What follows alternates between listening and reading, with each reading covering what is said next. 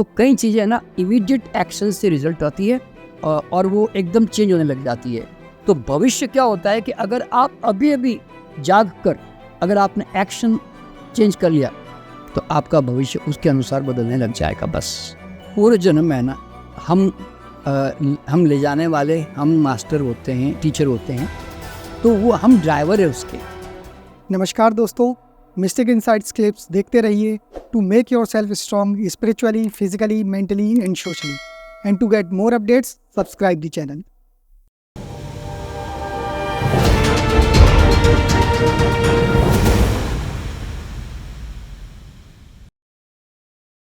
और सर, आप एक और इंटरेस्टिंग चीज़ है, जैसा कि आपने बताया ना कि आप पीछे पुनर्जन्म में तो ले जाते हैं और साथ में आप भविष्य में भी ले जाते हैं। तो यहाँ पे मैं ये जानना चाहूँगा आपसे कि मतलब जो अपन भविष्य में मतलब ट्रैवल करके देखते हैं कि हम क्या होने वाले, क्या बनने वाले हैं, तो हम भविष्य में कितने आगे तक जा सकते हैं, 5-10 साल या जितना भी, और इससे क्या ये चीज़ें बदली जा सकती है या जो दिख गया वो है? हाँ, देखिए, दो बात बताता हूँ। पहली बात तो क्या होती है कि आप अभी पैदा हुए हो तो आप सिर्फ एक ही जन्म के बाय प्रोडक्ट नहीं हो। आपने यूँ समझो कि 50 सैकड़ों जन्म आपने अब तक लिए, तो एक एक जन्म एक एक ईंट की तरह है, यूँ समझ लो, ठीक है। तो आपने एक ऐसे 500 ईंटें आपने मान लो आपने एक दीवार बना दी, तो 500 ईंटों की परछाई तो बनेगी ही, यानी कि फ्यूचर ऑलरेडी डिजाइंड हो चुका है। क्योंकि 500 ईंटें है ना भाई तुम्हारे पास में, तो ईंटें बनी तो परछाई तो आनी है, उसका तो नियम है। परछाई इज ए कॉल्ड फ्यूचर, समझे ना। तो अब इसीलिए वो फ्यूचर डेफिनेट होता है, डिसाइडेड होता है कि तुम 100 साल के बाद कहाँ पैदा होंगे, कौन तुम्हारे साथ जुड़ेगा, तुम क्या बिजनेस करोगे, तुम्हारा नाम क्या होगा, वो सब डिसाइडेड रहता है ऑलरेडी, ठीक है। अब मान लो तुमने देखा कि यार मैं 100 साल के बाद एक बिजनेसमैन बनने जा रहा हूँ, पर आपको सडनली आपको जैसे अभी अभी आपने एक प्यास पैदा कर ली कि नहीं यार, मैंने अभी अभी मोक्ष के बारे में सुना था, तो मैं सारा मुक्ति हो जाता हूँ, ये दुनिया में वापस आने नहीं है मेरे को यार। आपने ऐसा अभी अभी सोचा और प्लान किया, तो आपने क्या किया, आप गए एक साधु बनने के लिए निकल गए, सब कुछ त्याग के, और जंगल में जाके बैठ गए। अब आपका एक जन्म और तो होगा, क्योंकि हो सकता है आप तपस्या करो तो एक जन्म में मुक्त हो जाओ, और नहीं भी हो तो एक जन्म और होगा। फिर आपका वो जो अभी जो आध्यात्मिक आपने वो जो साधना कमाई, वो अगले जन्म में फिर थोड़ी आगे बढ़ेगी, फिर आप उससे मुक्त हो जाओगे, फिर वो जो बन गया जन्म वो खत्म हो जाएगा। क्यों? आप है ना, वो आप क्या कर रहे हो, अब तक जो ईंटें कमाई थी ना, वो आप ईंटें धीरे धीरे कम करते जा रहे हो वापस। मतलब उसका जो इफेक्ट है वो आप उसकी जगह आप दूसरी ईंटें बनाने की कोशिश कर रहे हो। आप अब एक दूसरा एरिया बना रहे हो, तो अब उसकी परछाई शुरू हो जाएगी। तो मतलब कुदरत में क्या मालूम है, फ्यूचर देयर इज मतलब संसार में भविष्य अभी वर्तमान के एक्शन से अभी आकार ग्रहण कर रहा है, यानी कि भविष्य डिसाइडेड नहीं है, वो अभी आकार ग्रहण करेगा वर्तमान के चॉइसेस से, एक्शन से।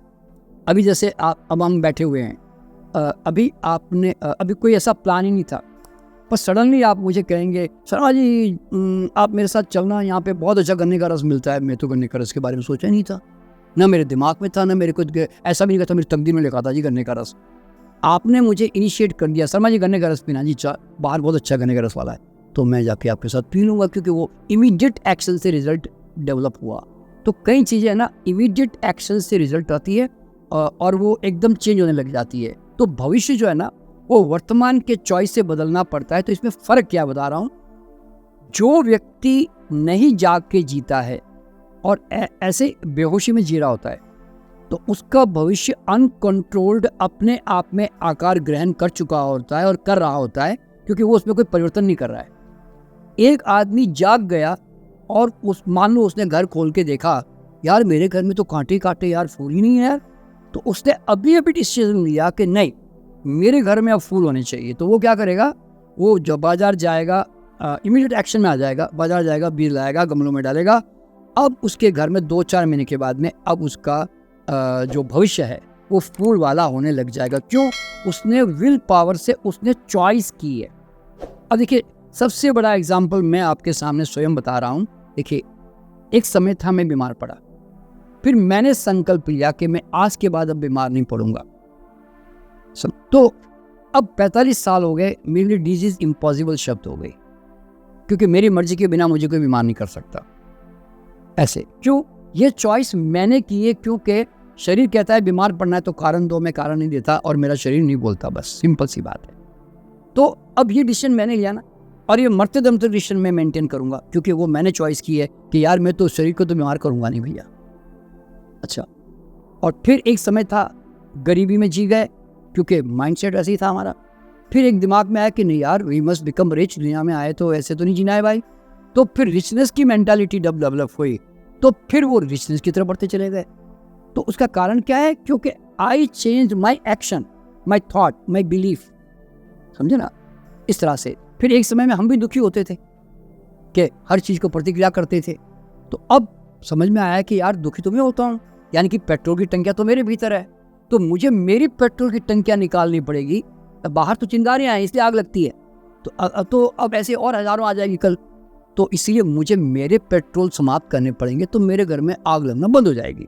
तो फिर मैं अपने अंदर गया और सारे पेट्रोल की टंकियाँ जिससे मैं दुखी होता था वो सब निकाल कर फेंक दी, यानी ये अहंकार की टंकियाँ, अपेक्षा की टंकियाँ, लोगों को मेजरमेंट करने की टंकियाँ होती है लोगों में, वो सब निकाल के फेंक दी। अब मेरे लिए मेरी मर्जी के बिना मुझे कोई दुखी नहीं कर सकता। क्यों?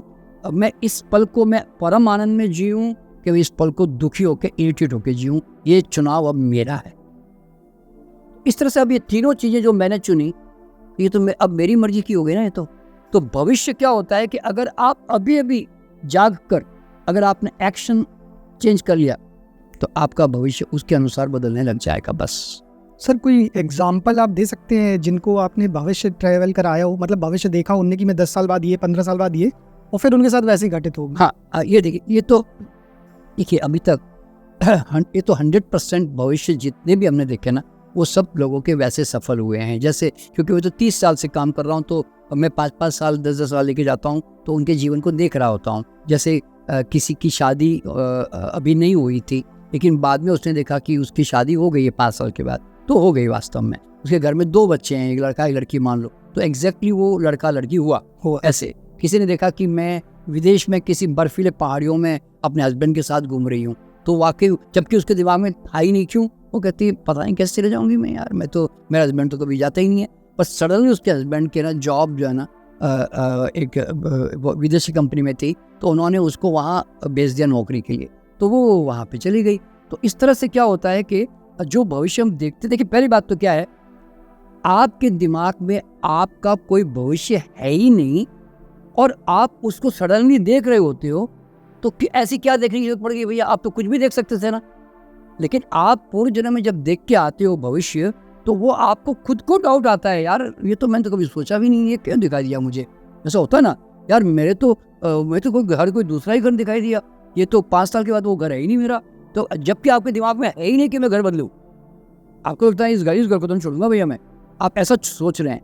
तो इस तरह से क्या होता है कि जिन जिन लोगों ने देखा मेरा घर बदल गया, मेरा प्रमोशन हो गया, मेरा बिजनेस ग्रो कर गया, या मेरा ऐसा कुछ हो गया, तो उन्होंने सब कुछ जो देखा वो 100% वो घटता है। और इवन मेरे भी जीवन में जो मैंने भी सब कुछ देखा कि रेखी हीलिंग फाउंडेशन एक दिन बहुत बड़ी ऑर्गेनाइजेशन बन जाएगी, ऐसे सब मैंने भी देखा था, तो वो एक्चुअल में हो गया वास्तव में सब ऐसे।